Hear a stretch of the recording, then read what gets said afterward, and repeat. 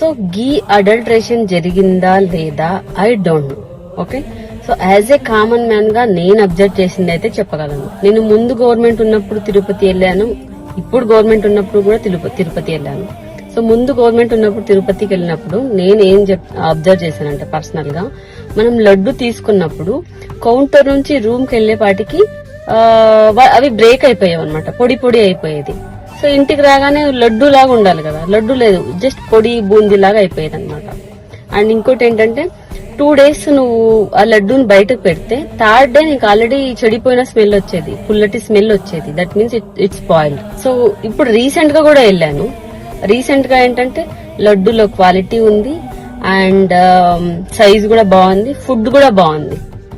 So నేను ఆ పార్టీని సపోర్ట్ చేస్తానా ఈ పార్టీని సపోర్ట్ చేస్తానని కాదు, but as a common man common citizen గా నేను ఇదైతే అబ్జర్వ్ చేశాను.